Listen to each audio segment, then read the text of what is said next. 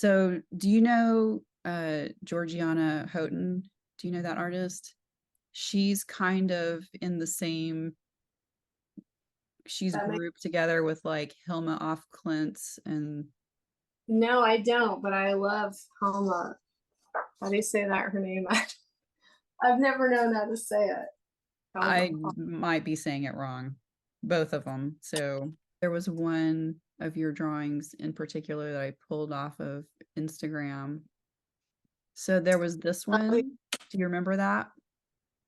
Um, yeah, that if was from the period of our collaboration. Yeah, it was about that time. And then you had some others that like more recent.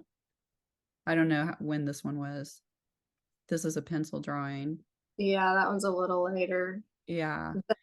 The one with the fish in it is kind of like that's continuity from my past. Like my watercolors in the past were like that when I did more formalist kind of stuff. But this, yeah, I mean, it's funny that you call that a drawing because I think of it as a painting, but Yeah, it is a painting. I no, think I but was thinking of I, some others, but then I started off on the Georgiana Houghton thing, and that made me think of that particular painting. But it has a really, like, if you look at her work and then look at that painting, it almost looks like you channeled her, and which is wow. fascinating to me because that's her whole thing. Just like Hilma, she was a channel, and she does like spirit art, or did. He's obviously not living anymore, but That's really cool. Yeah, I love all that stuff. I wish I channeled. I'm always like, am I gonna channel? I It mean, I always feel like a lot of artists are channeling, and musicians and creative people, and also people who aren't creative. I just kind of feel like a lot of creativity in general comes from that place, even if we don't recognize it, you know? But do your you think drawings, do you think that it's that we're always channeling or that we just sometimes channel? Because I feel like we all have the capability of it, but it's sometimes I feel like some work feels really forced, and then oh some work yeah. is just like, whoa, it was so Yeah. flowed out. That kind of work seems to me more like it's channeled.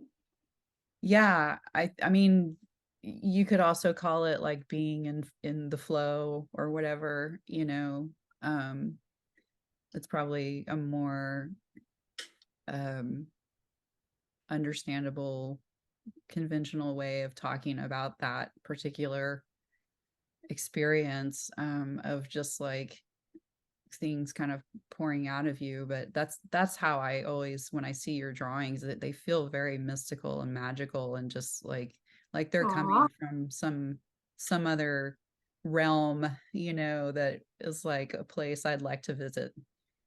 thank you. That Yeah. makes me really happy. I mean, that's that's a state of being that I seek. I'm like, I'm always interested in, the other side, not just trying to go to the other side, but experiencing it in our everyday. Yeah. Yeah. Do you feel like does that interest come out like in a deliberate way in your work? Are you exploring some of those themes, or I'm not I'm not methodical in that way. I feel like if I create, how do I put this? If I create a state of being, or if I create my life that's open to communication with the rest of the world, and I mean all the world, I mean people, Mhm. necessarily, but everything, the whole thing, communication with all of it, plants and animals and universe. Yeah. So I hope that filters into my work, but I'm not deliberately like, asking this tree, I Right. wouldn't want to paint. But I don't even know if I'm answering your question. But yeah, I feel like I want to be a conduit for that. Yeah. Yeah. That it's not just the human perspective. Yeah. Absolutely. You said something, you did an artist talk recently for women and their work that I listened to, and you said something in there about I can't remember how you said it, but you were talking about like the worm's eye view and Oh seeing yeah. the world like everything's very large and exaggerated because you're looking at it from that viewpoint of a tiny Yeah. creature.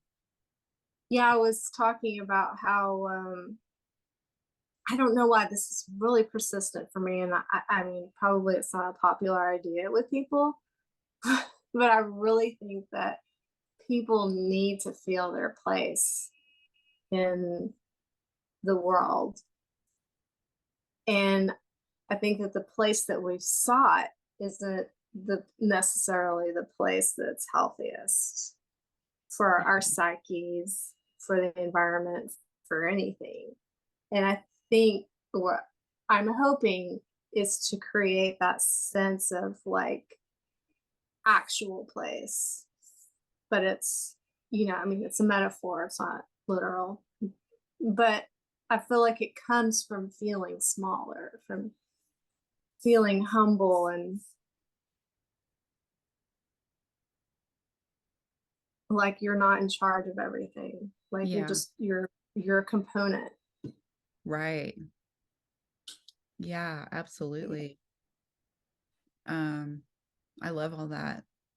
I mean, I feel like for the landscapes, like when I do landscapes, I do them in different ways, but like I do a lot of plein air work. And so that experience for me is kind of what you're talking about. It's like um connecting with all of those living parts, of this giant system that we're kind of just like a little piece of. It's kind of like communing and acknowledging and just being present with that, that's very grounding for me. And honestly, more and more as the world gets crazier, it's been a real helpful thing for me to be able to just like go and sit and be present in nature in a way that is different from um like photography, because I do photography too, but that starts getting really technical, and kind of the same way with like what I was talking about with art journaling. It's like a different part of my brain gets activated where I'm trying to control it a little too much. But like those paintings, I can't even understand how you do, but that's like, I still can't wrap my head around photography. And I've had to do it for decades trying to document my work, but I've never been able to like, don't have that kind of mind. yeah, I really admire that. I saw the photographs. I don't remember. I guess it was on Instagram. yeah, You on Instagram. those were so beautiful. Thank you. Those I actually took in a workshop because I wanted to learn how to do night sky photography, and I wasn't sure like of a lot of the technical stuff. And so I took a workshop out at Big Bend National Park. That it wasn't through the park; it was like a photographer that was doing it there, and it was really helpful. And that one shot that is in the Terlingua Cemetery has a meteor, and I was like Yeah. the only lucky Uh, person in the workshop who captured that meteor, and I was so uh, excited about it. Um, so I had some coaching on those, and I've done some night sky photography since then, but I like honestly, I just felt like it got in the way of the experience for me.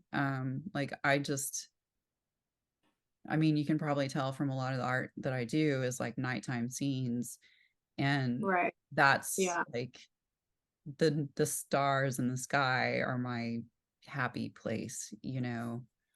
Um and But also, I think when it's like nighttime,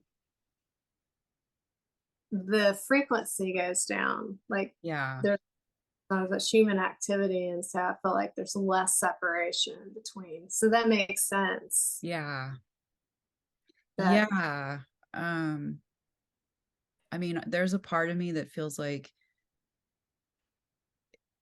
we've just really lost something as a species by creating the level of light pollution that we have, to where most of the people on the planet have never even seen the Milky Way, or they've seen like just a very um sad version of it because there's like a city nearby, like anywhere on the East Coast, for sure.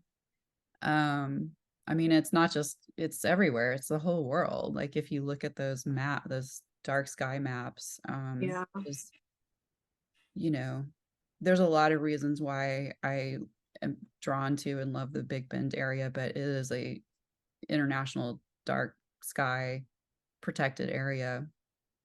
And so it has some of the darkest skies in the whole US, and is fairly easily accessible, from here. It's still a drive, right. but you know, um, yeah, there's a whole like, kind of what you were saying with this miniaturized view of the world and having humility and respect. Like there's that for me as well in the nighttime stuff, because it's like there's a whole nother world that comes Hmm. alive then.